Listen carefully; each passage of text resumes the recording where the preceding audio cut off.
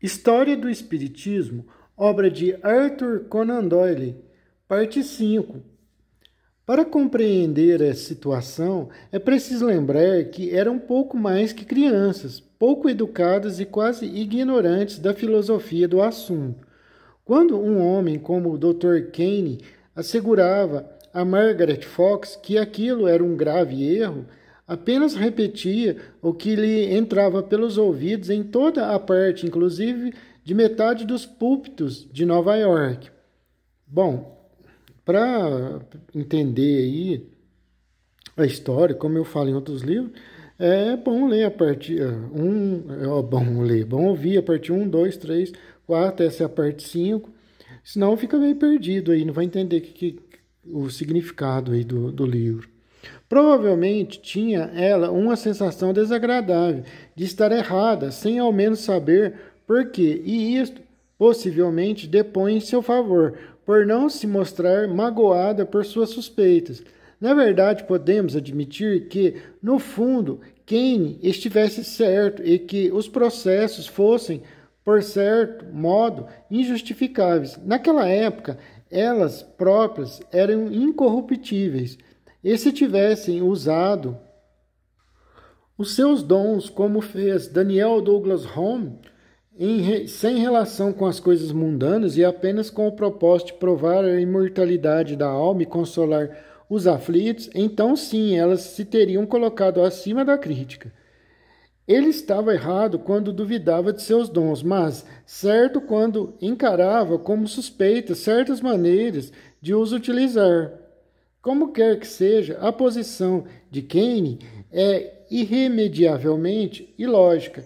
Ele desfrutava da maior intimidade e afeição da mãe e das duas moças, muito embora, se as palavras têm algum sentido, ele as julgasse embusteiras, que viviam da credulidade pública. Beije a Cat por mim, diz ele, e continuamente manda saudades à mãe. Moças como eram, já havia da parte dele a suspeita do perigo do alcoolismo a que se achariam expostas mais tarde e naquela promiscuidade. Diga a Cat que não tome champanhe e você siga o mesmo conselho, dizia ele. Era um conselho bom e teria sido melhor para elas e para o movimento espírita se ambas o tivessem seguido. Novamente, porém, há que recordar a sua mocidade inexperiente e as constantes tentações. Kane era uma curiosa mistura de herói e de bobo. As batidas dos espíritos, não apoiadas por qualquer sanção religiosa ou científica da época, vinda posteriormente, era uma baixeza, uma superstição de ignorantes, e ele, um homem de reputação, iria casar-se com uma pessoa desse estilo, que era intermediária de batidas de espíritos. Nisto ele vacilou extraordinariamente, começando uma carta pedindo para ser o seu irmão e terminando por lhe recordar os mais cálidos beijos. Agora que você me deu o seu coração, eu serei o seu irmão, diz ele. Tinha uma veia de superstição que o percorria todo e que estava muito abaixo da credulidade que atribui aos outros.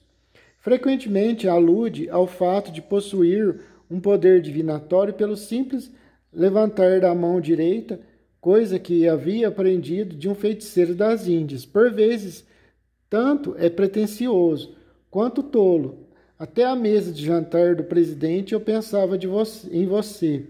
E mais evidente, adiante, você nunca poderia atingir os meus pensamentos e o meu objetivo. Eu nunca poderia descer até os seus. Na verdade, as poucas citações de suas cartas mostram uma mente inteligente e simpática. Ao menos, em uma ocasião, encontramos Kane procurando decepcioná-la e ela combatendo a ideia. 4 pontos fixos podem ser estabelecidos nessas cartas. Primeiro, que Kane pensava de modo vago que houvesse falcatrua. Segundo, que nos anos de sua maior intimidade ela jamais o admitiu. Terceiro, que ele jamais pôde sugerir que consistia falcatrua.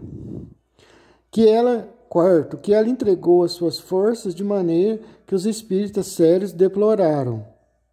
Na verdade, não sabia ela mais sobre a natureza dessas forças do que os que a rodeavam.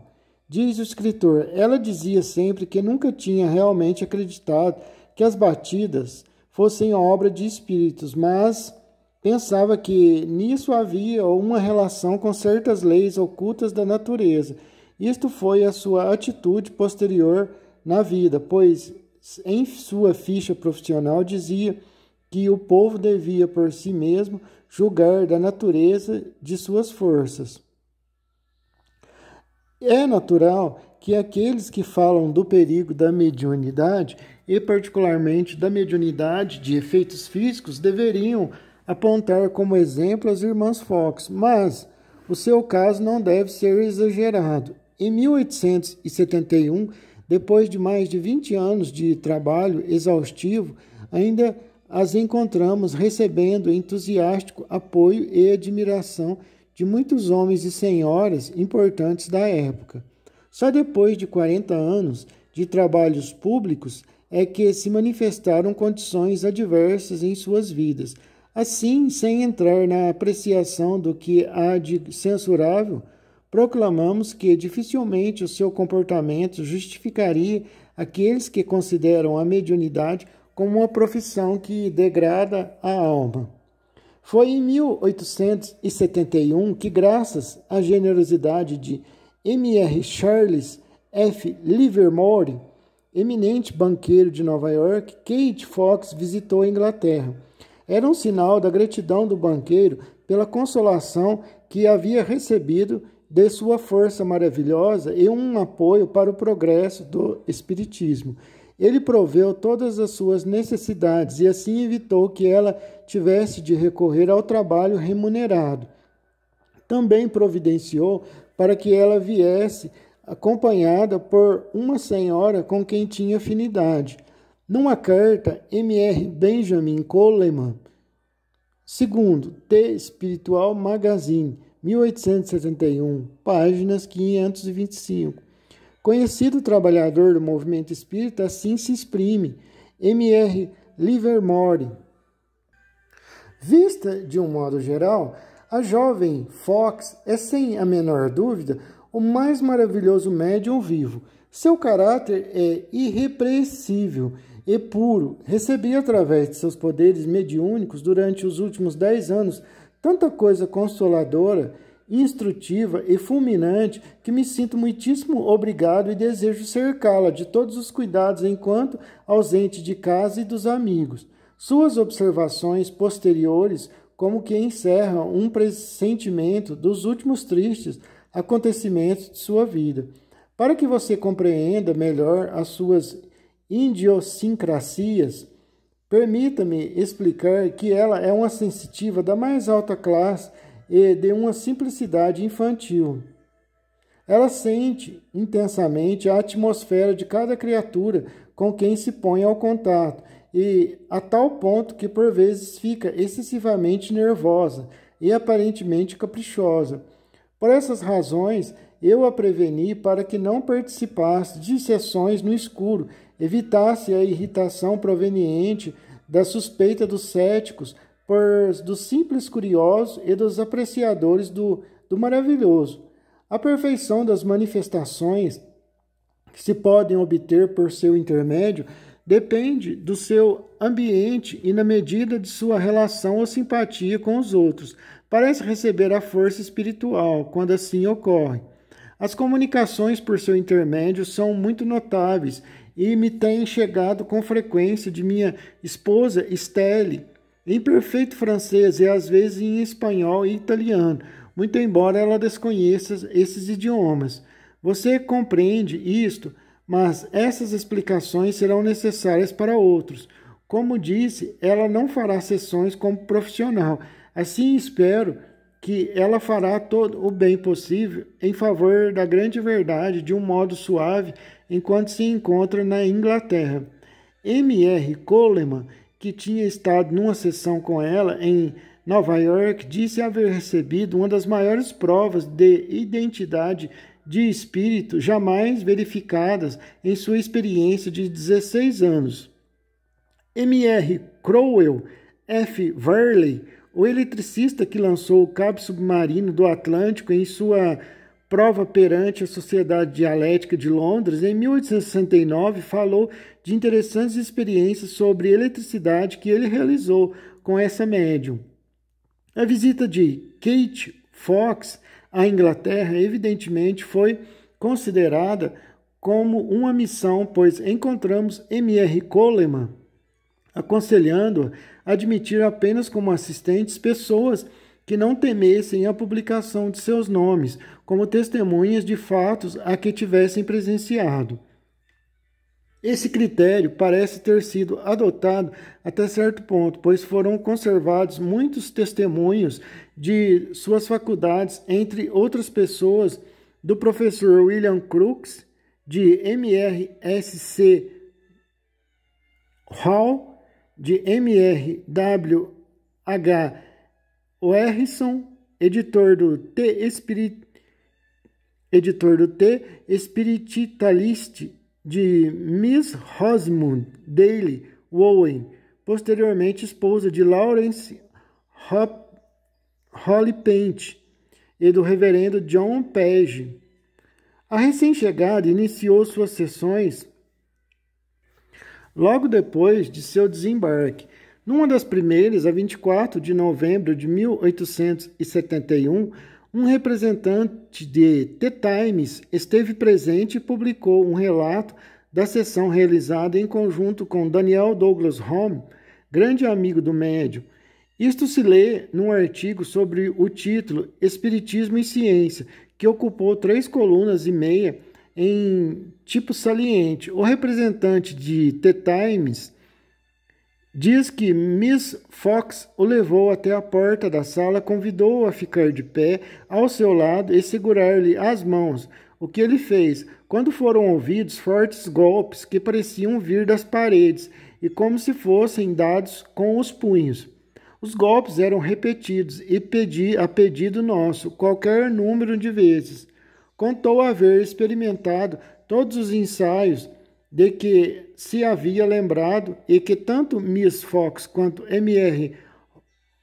Home lhe haviam dado todas as oportunidades para exame e que os seus pés e suas mãos estavam presos. Num artigo de fundo sobre o relatório acima referido e numa correspondência decorrente, o The Times, de 6 de janeiro de 1873, declarou que não era o caso para um inquérito científico. Muitos leitores sensíveis, segundo pensamos, julgarão que lhes devemos uma satisfação por termos aberto as nossas colunas a uma controvérsia para um assunto como é o espiritismo, assim o considerando como uma questão aberta ou suscetível de discussão, o que esta deveria antes ser relegada como uma impostura ou como uma ilusão. Entretanto, mesmo uma impostura deve reclamar um desmascaramento, e as ilusões populares, mesmo que absurdas, são por vezes bastante importantes para não serem desprezadas pela parte mais sábia da humanidade. Há realmente algo, como diziam os advogados, que mereça um julgamento? Bem, por um lado temos abundância de supostas experiências que dificilmente poderiam ser chamadas provas e uns poucos testemunhos de um caráter mais notável e impressionante. Por outro lado, temos muitas histórias de impostores confessos e muitos relatos autênticos desses desmascaramentos e descobertas, como era de esperar. A 14 de dezembro de 1872, Miss Fox casou-se com M.R. D. Jakin, um advogado londrino, autor de um compêndio de direito romano moderno, e secretário-geral honorário da Associação para a Reforma e Codificação do Direito Internacional. Foi ele um dos primeiros espíritas da Inglaterra. Relatando a cerimônia, diz The Spiritualist que a população dos espíritos participou da cerimônia, pois no almoço de gala, fortes batidas foram ouvidas em várias paredes da sala e a mesa sobre a qual se achava o bolo nupcial foi repentinamente levantada do solo. Uma testemunha de vista informa que Mrs. Kate Fox Jackson, como passou ela a ser conhecida, e seu marido, na era dos 60, encontrava-se em bons meios sociais de Londres. Seus trabalhos eram muitíssimo procurados pelos investigadores. John Page a descreve então como uma criatura pequena, franzina, muito inteligente, mas de um sorriso tolo, maneiras finas e delicadas e um suave prazer nas suas experiências que afastavam o mais leve traço de convencimento ou de afetação de mistério. Sua mediunidade consistia principalmente de batidas, por vezes muito fortes, de luzes espirituais, de escrita direta e de aparência de mãos materializadas. As materializações completas, que ocasionalmente se verificaram em suas sessões na América, foram raras na Inglaterra. Algumas vezes, objetos na sala das sessões foram deslocados pelos espíritos e, em alguns casos, trazidos de fora de uma outra sala. Foi mais ou menos por esse tempo que o professor William Crookes fez um inquérito sobre os poderes da médium e publicou uma sincera declaração que veremos adiante quando tratarmos dos primeiros contatos de Crookes com o espiritismo. Essas cuidadosas observações mostram que as batidas constituíam uma pequena parte da força psíquica de Kate Fox e que, se podiam ser adequadamente explicadas por meios normais, ainda nos deixavam envoltos no mistério. Assim relata Crookes, quando as únicas pessoas presentes eram ele, sua senhora, uma parenta e a jovem Fox. Eu segurava ambas as mãos da médium numa das minhas, enquanto seus pés estavam sobre os meus. Havia papel sobre a mesa em nossa frente e eu tinha um lápis na mão livre. Uma luminosa mão desceu do alto da sala e, depois de oscilar perto de mim durante alguns segundos, tomou o lápis de minha mão e escreveu rapidamente numa folha de papel. Largou o lápis e ergueu-se sobre as nossas cabeças, dissolvendo-se gradativamente na escuridão. Muitos outros observadores descrevem fenômenos similares com o mesmo médium em várias ocasiões. Uma fase muito extraordinária da mediunidade médium, deixo aqui um esclarecimento, médium, tanto mulher como seja do sexo masculino ou do sexo feminino, se fala médium, não existe a palavra média não existe, tanto para homem quanto para mulher se fala médium. Uma fase muito extraordinária da mediunidade da jovem Fox Jackson foi a produção de substâncias luminosas. Na presença de MacDougall Gregory e M.R.W. H. Harrison, diretor de um jornal londrino, e de outras pessoas, apareceu uma mão com algum material fosforescente de cerca de 4 polegadas quadradas, com o qual houve uma batida no chão e um toque na face de um dos assistentes. The Spiritualist, volume 8, página 299. Verificou-se que era uma luz fria. Miss Rosamund Daly Owen, relatando o fenômeno. Ligley, 1884, página 170. Descreve os objetos como cristais iluminados e diz que não tinha visto uma materialização que desse uma sensação tão real da proximidade de um espírito quanto essas luzes graciosas. O autor pode corroborar o fato de que essas luzes são geralmente frias, pois em certa ocasião, com outro médium, uma luz semelhante lhe tocou a face. Miss Owen também fala de livros e outros pequenos objetos transportados de uma pesada caixa de música de cerca de 25 libras, que foi retirada de um console. A peculiaridade desse instrumento é que estava desarranjado há meses e não pôde ser tocado enquanto as forças invisíveis não o consertaram e o puseram em movimento. A mediunidade de Fox-Jaykin se mesclava em todos os atos de sua vida diária. Diz o professor Butenhoff, que quando fez uma visita matinal ao casal, em companhia de M.R. Aksakov, ouviu batidas no soalho. Passando uma tarde em casa dos Jaykin, diz que as batidas foram numerosas durante o chá. Também conta Miss Rosamund Dale-Owen, Light, 1884, página 39, que certa vez, estando a médium na rua com duas senhoras em frente de uma vitrina, as batidas se misturaram na conversa e o chão vibrava a seus pés.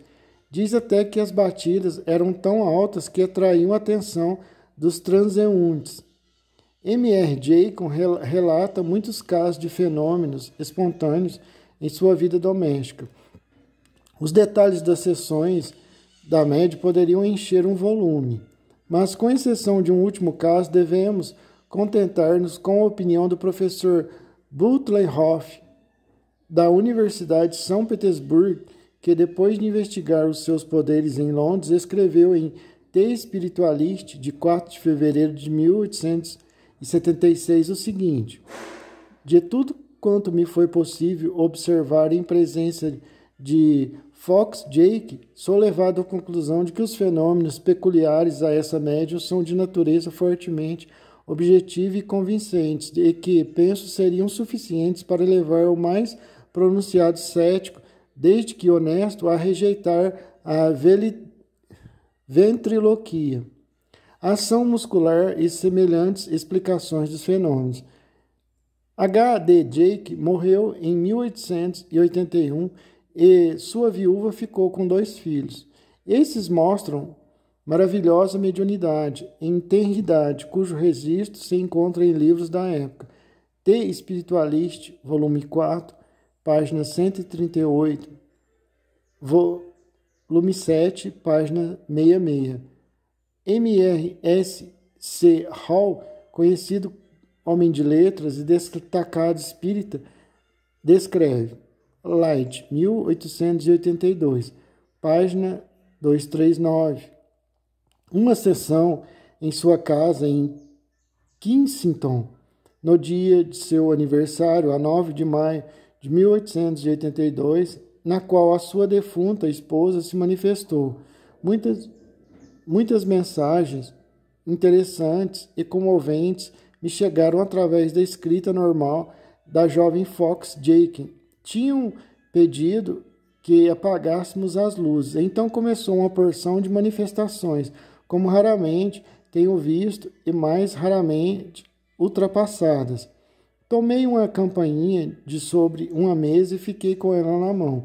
Senti que outra mão a tomara e a tocava por toda parte da sala, durante cerca de 5 minutos. Então coloquei um acordeão debaixo da mesa, de onde foi retirado, e a uma distância de 3 ou 4 pés da mesa, a qual estávamos sentados, tocaram umas canções. O acordeão estava sendo tocado e a campainha agitada em diversas partes da sala, quando 2 velas foram acesas à mesa. Assim, não era aquilo que se chama uma sessão às escuras, embora ocasionalmente as luzes fossem apagadas. Durante todo o tempo, M.R. Stake segurava uma das mãos de Fox-Jaykin e eu segurava a outra, cada um dizendo de vez em quando: tenho em minha mão a mão de Fox-Jaykin. Cerca de 50 amores perfeitos foram colocados à minha frente. É flor, isso, numa folha de papel.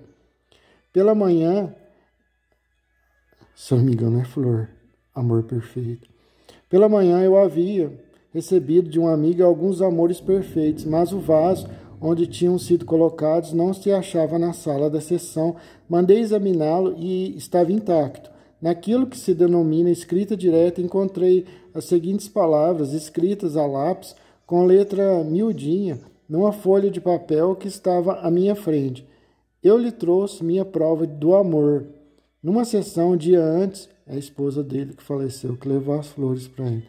Dias antes, através da sessão, já com Fox Jake, eu tinha recebido a seguinte mensagem: pelo seu aniversário, trarei uma prova de meu amor. Acrescenta M. Hall, que havia marcado a folha de papel com as suas iniciais e, como uma preocupação a mais, tinha dobrado um dos cantos de certa maneira que pudesse reconhecê-la. É evidente que M.R. Hall ficou muito impressionado com o que viu. Escreve ele: testemunhei e registrei muitas manifestações maravilhosas. Duvido que tenha assistido a alguma mais convincente do que esta, e certamente nenhuma mais refinada, nenhuma que desse mais conclusiva demonstração de que os espíritos puros, bons e santos se manifestavam. Confessa que consentiu em ser o banqueiro de M.R. Jakin, possivelmente para prover a educação de seus 2 filhos. Em vista do que aconteceu posteriormente, a esse tão dotado médio há um triste interesse em suas palavras finais. Tenho uma confiança, uma quase certeza de que eram todos os sentidos.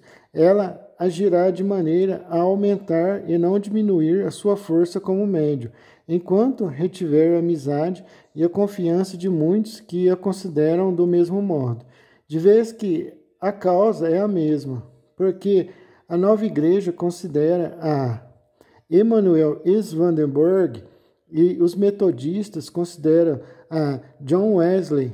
Sem menor dúvida, os espíritos devem a essa senhora um grande reconhecimento pelas confortadoras revelações, de que em grande parte foi ela o instrumento escolhido pela providência. Fizemos este relato com certa minúcia, porque mostra que os dons da médium eram então de uma ordem muito elevada e poderosa. Poucos anos antes, numa sessão em sua casa, a 14 de dezembro de 1873, primeiro aniversário de seu casamento, uma mensagem espírita por batistas dizia assim: quando as sombras caírem sobre você, pense no lado mais luminoso. Era uma mensagem profética, pois o fim de sua vida foi apenas de sombras. Margaret Fox Kane tinha se juntado à irmã Kate na Inglaterra em 1876 e permaneceram juntas por alguns anos, até que ocorreu o lamentável incidente que deve ser analisado agora. Parece que houve uma discussão amarga entre a irmã mais velha, Leah Fox, então MRS Underhill, e as 2 mais novas. É provável que Leah tivesse sabido que havia então uma tendência para o alcoolismo e tivesse feito uma intervenção com mais força do que tato. Alguns espíritos também interviram e deixaram as 2 irmãs meio furiosas, pois tinha sido sugerido que os 2 filhos de Kate Fox fossem separados dela. Procurando uma arma qualquer com a qual pudessem ferir aqueles a quem tanto odiavam, parece que lhes ocorreu, ou de acordo com seu depoimento posterior, que lhes foi sugerido sobre promessas de vantagens pecuniárias, que se elas injuriassem todo o culto a seus dons, confessando que fraudavam, iriam ferir a Leia e a todos os confrades no que tinham de mais sensível. Ao paroxismo da excitação alcoólica e da raiva juntou-se o fanatismo religioso, pois Margaret Fox tinha sido instruída por alguns dos principais espíritos da Igreja de Roma e convencida, como também ocorreu conforme durante algum tempo, que as suas próprias forças eram maléficas. Ela se refere ao cardeal Manning como tendo-a influenciado neste sentido, mas tal declaração não pode ser levada muito a sério. De qualquer modo, todas essas causas combinadas a reduziram a um estado vizinho da loucura.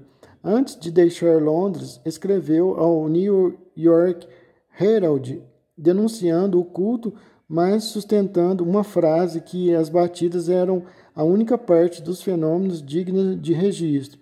Chegando a Nova York, onde, conforme sua subsequente informação, deveria receber certa quantia pela sensacional declaração prometida ao jornal.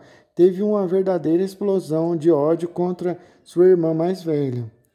É um curioso estudo psicológico e também curiosa a atitude mental do povo imaginar que as declarações de uma mulher descontrolada agindo sobre o império do ódio, mas também, como ela própria confessou, na esperança de recompensa em dinheiro, pudesse prejudicar uma investigação criteriosa de uma geração de observadores.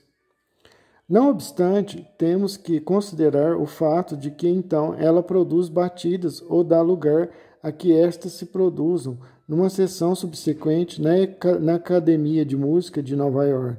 Deve ser levado em conta que tão grande auditório seria impossível qualquer ruído antecipadamente preparado para ser atribuído ao médium. Mais importante é a prova dada a um redator do Herald, em sessão particular, que ele assim relata. Primeiro ouvi uma batida no solo, perto de meus pés, depois debaixo da mesa ante a qual estava sentado, e que me levou à porta e ouvi o mesmo som se produzir do outro lado. Então, quando ela se sentou no piano, o instrumento vibrou mais alto e as batidas ressoaram em sua caixa.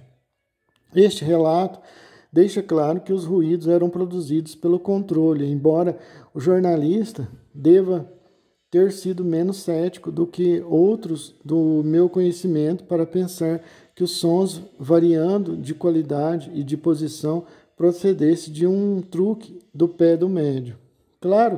É claro que ele não sabia como se produziam os sons, e o autor é de opinião que Margaret Fox também o ignorava. Está provado que, realmente, tinha ela algo que podia exigir, e não só pela verificação do jornalista, como pela de M.R. Wood, um espírito londrino, ao qual fez ela uma demonstração antes de voltar para a América. Assim, pois, é em vão que negam base às manifestações de Margaret Fox, o que era essa e o que procuramos saber. O escândalo de Margaret Fox Kane foi em agosto e setembro de 1888, aproveitado pelo jornal que havia explorado. Em outubro, ela veio unir-se à sua irmã. Era preciso explicar que a disputa, até onde se pode saber, era entre Kate e Leia, porque esta última tinha tentado separar Kate dos filhos, alegando que a influência materna não era boa. Portanto, embora Kate não se irritasse e deliberadamente não desse demonstrações públicas ou particulares se havia aliado à irmã com o objetivo comum de derrubar Leia a qualquer preço. Foi ela a causadora de minha prisão na última primavera, declarou Kate, originando a posterior acusação de que eu era cruel para com os meus filhos. Não sei, porque sempre teve inveja de Maggie e de mim. Talvez porque nós pudéssemos fazer coisas no espiritismo de que ela era incapaz. Ela se achava presente na sala de música na sessão de 21 de outubro, na qual Margaret firmou a sua reputação produzindo batidas. Ficou calada na ocasião, mas o silêncio pôde ser notado como uma aprovação àquilo que então ouvia. Se assim o foi, se disse aquilo que o repórter publicou, seu arrependimento deve ter vindo muito rapidamente. A 17 de novembro, menos de um mês após a famosa sessão, escreveu ela a uma senhora de Londres, M.R.S. Cuttle, que residia na velha casa de Carlisle, esta admirável carta de Nova York e publicada no Light de 1888, página 619. Eu lhe deveria ter escrito antes, mas minha surpresa foi tão grande ao chegar e saber das declarações de Maggie sobre o espiritismo que não tive ânimo de escrever a ninguém. O empresário da exibição arranjou à Academia de Música o maior auditório da cidade de Nova York. Ficou superlotado. Fizeram uma renda de $1.500. Muitas vezes desejei ter ficado com você. Se tivesse meios, agora voltaria para me livrar de tudo isso. Agora penso que podia fazer dinheiro provando que as batidas não são produzidas pelos dedos dos pés. Tanta gente me procura por causa da declaração de Maggie que me recuso a recebê-los. Insistem em desmascarar a coisa, se puderem, mas certamente não o conseguirão. Maggie está realizando sessões públicas nas grandes cidades americanas, mas só vi uma vez desde que cheguei. Essa carta de Kate Fox denuncia a tentação do dinheiro, representando um grande papel na história. Entretanto, parece que cedo Maggie verificou que rendia pouco e que não havia vantagem em dizer mentiras pelas quais não era paga e que apenas provavam que o movimento espírita se achava tão firmemente estabelecido que não chegava a ser abalado por sua traição. Por esta ou por outras razões, esperamos que, com algum remordimento de consciência pela parte que havia tomado, agora admitia ela que estivera dizendo falsidades pelos mais baixos motivos. A entrevista foi publicada na imprensa de Nova York a 20 de novembro de 1889, cerca de um ano depois do escândalo. Praz a Deus, disse ela com voz trêmula de intensa excitação, que eu possa desfazer a injustiça que fiz à causa do espiritismo quando, sob intensa influência psicológica de pessoas inimigas dele, fiz declarações que não se baseiam nos fatos. Esta retratação e negação não parte apenas do meu próprio senso daquilo que é direito, como também do silencioso impulso dos espíritos que usam o meu organismo a despeito da hostilidade da horda traidora que prometeu riqueza e felicidade em troca de um ataque ao espiritismo e cujas esperançosas promessas foram tão falazes. Muito antes que falasse a quem quer que fosse sobre este assunto, estava sendo incessantemente advertida por meu espírito guia daquilo que devia fazer. Por fim, cheguei à conclusão de que era inútil contrariar as suas recomendações. Não houve qualquer consideração de ordem monetária nesta declaração? Não, por mínima que fosse, absolutamente. Então a senhora não visa vantagens pecuniárias? Indiretamente, sim. O senhor sabe que, embora governado pelos espíritos, um instrumento mortal deve zelar pela manutenção da vida. Isto pretendo conseguir de minhas conferências. Nem um centavo me veio às mãos em consequência da atitude que tomei. Por que motivo denunciou as batidas dos espíritos? Naquela ocasião necessitava muito de dinheiro e criaturas cujo nome prefiro não citar se aproveitaram da situação, daí a embrulhada. Também a incitação ajudou a perturbar o meu equilíbrio mental. Qual o objetivo das pessoas que a induziram a fazer a confissão que a senhora e todos os outros médios traficavam com a credulidade do povo? Visavam diversos objetivos. Primeiro e mais importante era a ideia de esmagar o espiritismo, fazer dinheiro para si mesmos e provocar uma grande excitação por lhes ser um elemento favorável. Havia alguma verdade nas acusações que a senhora fez ao espiritismo? Aquelas acusações eram falsas em todas as minúcias, não hesito em dizê-lo. Não, minha crença no espiritismo não sofreu mudanças. Quando fiz aquelas terríveis declarações, não era responsável por minhas palavras. Sua autenticidade é um fato incontroverso. Nem todos os Hermanns vivos serão capazes de reproduzir as maravilhas que se produzem através de alguns médios. Pela habilidade manual e por meio de espertezas, podem escrever em papéis e lousas, mas mesmo assim não resistem a uma investigação acurada. A produção da materialização está acima de seu calibre mental e desafio a quem quer que seja a produzir batidas nas condições em que as produzo. Não há ser humano na Terra que possa produzir as batidas no mesmo modo que elas o são por meu intermédio. Propõe-se fazer sessões? Não, dedicar-me inteiramente ao trabalho de propaganda, pois este me dará melhores oportunidades para refutar as calúnias que eu mesma lancei contra o Espiritismo. Que disse sua irmã Kate de sua presente atitude? Está de pleno acordo. Ela não concordou com a minha atitude do passado. Terá um empresário para o seu ciclo de conferências? Não, senhor. Eu lhes tenho horror. Também eles me ultrajaram muito.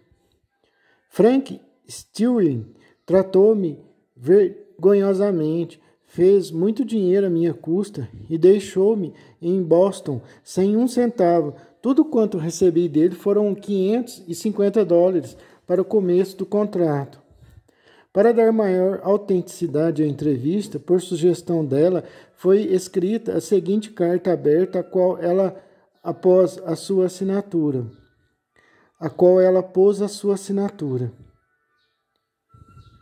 Ao público, 16 de novembro de 1889, New York City. Tendo-me sido lida a entrevista que se segue, nada encontrei que não fosse a expressão correta de minhas palavras e exata expressão de meus sentimentos. Não fiz um retrato minucioso dos meios e modos empregados para me levar à sujeição e arrancar-me uma declaração de que os fenômenos espíritas manifestados através de meu organismo eram fraudulentos. Reservar-me-ei para preencher esta lacuna quando subir à tribuna de propaganda. A autenticidade desta entrevista foi comprovada por algumas testemunhas, em cujo número se inclui J. L. Sullivan, ministro dos Estados Unidos em Portugal durante 25 anos. Disse ele: se alguma vez eu ouvi uma mulher dizer a verdade, foi nessa ocasião. Mas assim deve ter sido. Mas a falta de um empresário deve ter sido um fator determinante da falta de êxito financeiro. A constatação levantaria a questão de saber se as palavras da conferencista deveriam merecer inteiro crédito, pois, infelizmente, o autor é obrigado a convir com M.R. Isaac Funk, infatigável e imparcial investigador, que, naquele período de sua vida, Margaret Fox não podia ser controlada.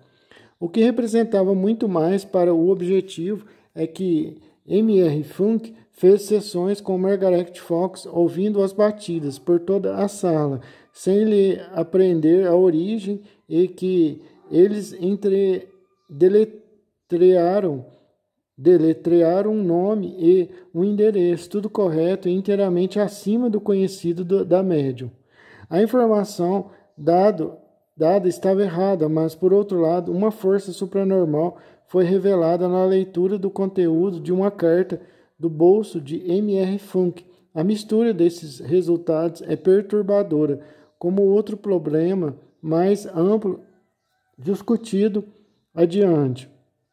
Há um fator no qual tocamos de leve neste exame. É o caráter e a carreira de M.R.S. Fish, mais tarde M.R.S.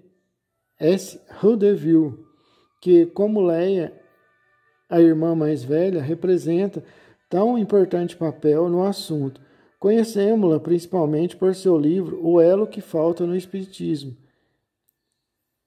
O livro foi escrito por um amigo, mas os fatos e os documentos foram fornecidos por M.R.S. Rudeville, que conferiu toda a narrativa. São ligados simplesmente e mesmo cruamente, e o espírita é levado a concluir que as entidades com as quais o grupo Fox teve os primeiros contatos nem sempre eram da mais elevada classe. Talvez em outro plano, como neste, sejam os plebeus e os humildes que se encarreguem do pioneiro trabalho espiritual na sua própria maneira e abram o caminho para os outros e mais refinados mensageiros.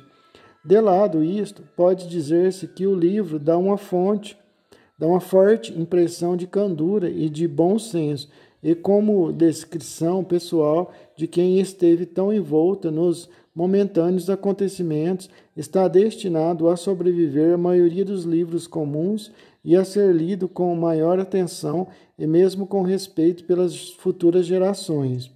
Aquela gente humilde que participou do recente movimento Capron de Auburn que fez a primeira conferência pública, Jervis, o elegante ministro metodista, que exclamou: "Eu sei que é verdade e enfrentarei o mundo carrancudo." George Villets, o Quaker, Isaac Post, que realizou a primeira sessão espírita, o galante grupo que deu testemunho no palco de Rochester, enquanto os agitadores ferviam o alcatrão, todos estão fadados a viver na história. De Leia, pode-se dizer-se que realmente reconheceu a significação religiosa do movimento muito mais claramente do que as suas irmãs e que se opôs ao seu emprego com objetivos puramente materiais e financeiros, por ser uma degradação do que era divino. A seguinte passagem é de grande interesse, pois mostra como a família Fox primeiro considerou essa manifestação e deve impressionar o leitor pela sinceridade de sua autora. O sentimento geral de nossa família era visceralmente adverso a toda essa coisa estranha e grosseira. Nós a considerávamos como uma grande infelicidade caída sobre nós, como quando e por que não sabemos. Resistimos, lutamos contra ela e constantemente e corajosamente oramos para nos livrarmos dela, ainda mesmo quando um estranho fascínio ligava essas maravilhosas manifestações a elas, nos forçavam contra a nossa vontade, por forças e agentes invisíveis aos quais nem podíamos resistir, nem controlar ou entender. Se a nossa vontade, o nosso ardente desejo e as preces pudessem ter prevalecido ou servido, tudo teria acabado. Então, e o mundo exterior, a nossa pequena vizinhança, jamais teria ouvido falar das batidas de Rochester ou da infeliz família Fox. Estas palavras dão uma impressão de sinceridade e, por outro lado, em seu livro, Leia aparece com o testemunho de muitas pessoas citadas nominalmente como digna do papel que desempenhou num grande movimento. Tanto Kate Fox Jakin quanto Margarida Fox Kane morreram no começo do decênio último do século e seu fim foi triste e obscuro. O problema que apresentam é exposto ao leitor, evitando-se a extrema sensibilidade espírita, que não enfrenta os fatos e as acusações dos céticos que carregam na narrativa daquelas partes que melhor servem aos seus propósitos, enquanto omitem ou reduzem tudo o mais.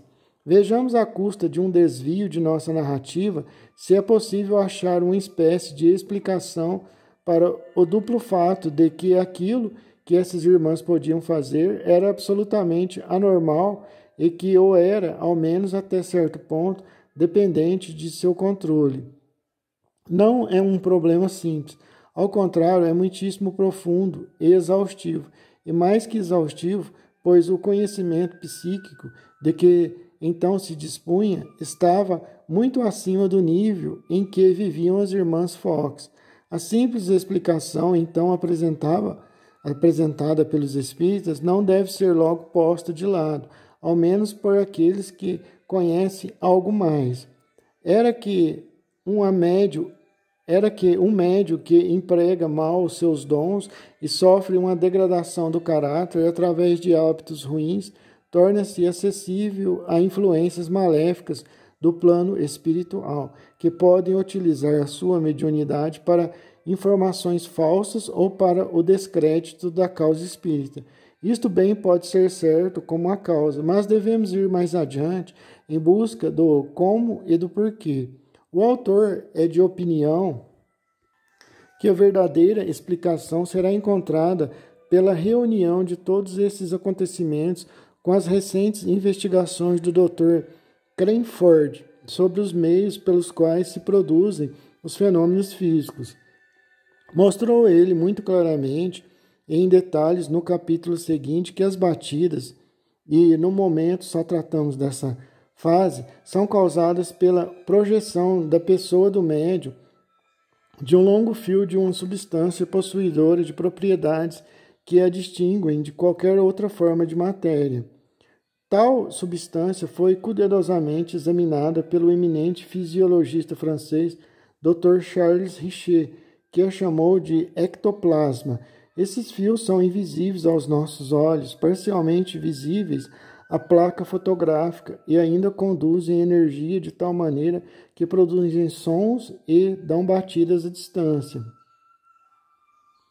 Agora, se Margaret Fox produzia as batidas da mesma maneira que o médio de Cranford, temos apenas que formular uma ou duas hipóteses prováveis em si mesmas e cabendo à ciência do futuro prová-lo em definitivo, deixar a coisa inteiramente às claras. Uma hipótese é que o centro da força psíquica é formado em alguma parte do corpo de onde sai o fio de ectoplasma, supondo que o centro seja o pé de Margaret Fox. Isto lançaria uma intensa luz no testemunho coligido no inquérito de Seibert, examinando Margaret Fox e se esforçando por obter batidas por ela. Alguém da comissão, e com o consentimento dela, pôs a mão sobre o seu pé. Imediatamente as batidas se seguiram. O investigador exclamou: "Isto é a coisa mais maravilhosa que há. Senhorita Kane, eu os percebo distintamente em seu pé. Não há o menor movimento do pé, mas uma pulsação invulgar." Esta experiência de modo algum admite a ideia de um deslocamento da junta ou de estalos dos dedos. É exatamente o que se poderia imaginar no caso de um centro do qual fosse projetada uma força psíquica. Essa força é de forma material e é tirada do corpo do médium, de modo que deve haver algum nexo. Este nexo pode variar. No caso citado, estava no pé de Margaret. Foi observado pelos doutores de Buffalo que havia um movimento sutil do médium no momento da batida. A observação era correta, embora errada, interferência. A observação era correta, embora errada a interferência. O próprio autor viu distintamente, no caso de um médium amarrado,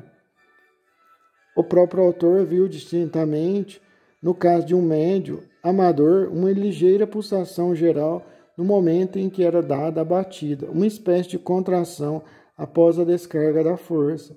Admitindo que a força de Margaret Fox trabalhasse dessa maneira, temos apenas que discutir se os bastões ectoplásmicos, em qualquer circunstância, podem projetar-se à vontade, até onde o autor pode saber. Não há observações que sustentem diretamente esse ponto. Parece que o médium de Cranford sempre caía em transe, de modo que a questão não foi levantada. Em outros fenômenos físicos, há uma certa razão para pensar que, em sua forma mais simples, estejam intimamente ligados a um médium, mas à medida que se desenvolvem, escapam ao seu controle e são influenciados por forças estranhas a ele. Assim, as figuras ectoplásmicas fotografadas por Madame Bisson e pelo Dr. Schwerik Nortzig, aparecidas em seu recente livro, em suas primeiras formas, podem ser atribuídas aos pensamentos do médium ou a lembranças que tomam forma visível no ectoplasma. Como, porém, esta se perde no transe, toma forma de figuras que, em casos extremos, são dotadas de vida independente. Se houver uma analogia em geral entre as duas classes de fenômenos, então é muito possível que Margaret Fox tivesse algum controle sobre a pulsação de ectoplasma que produzia o som. Mas se o som produzia mensagens que estavam acima de seu conhecimento, como no caso exemplificado por Funk, a força já não era empregada por ela, mas por alguma inteligência independente. Deve lembrar-se que ninguém ignora mais como os seus efeitos são produzidos do que o médium, e que é o seu centro. Um dos maiores médiuns de efeitos físicos do mundo disse uma vez ao autor que jamais havia testemunhado um fenômeno físico, pois sempre se achava em transe quando estes ocorriam.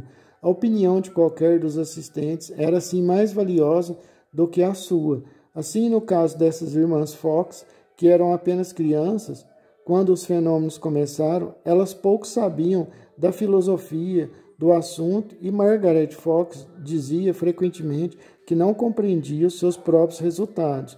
Se achava que ela própria possuía algum poder de produzir as batidas, por mais obscura que fosse a maneira por que as produzia, estaria em condições mentais para impugnar as acusações do Dr. Kane, de que mistificava. Ainda a sua confissão e da irmã seriam verdadeiras neste particular, mas cada uma teria consciência, como posteriormente admitiram, que havia muita coisa, mas que não podia ser explicada e que não emanava delas mesmas. Contudo, resta um ponto muito importante a discutir. O mais importante de todos para os que aceitam o significado religioso do movimento. Para os não iniciados no assunto, um argumento naturalíssimo é a pergunta: são estes os vossos frutos? Pode ser boa uma filosofia ou uma religião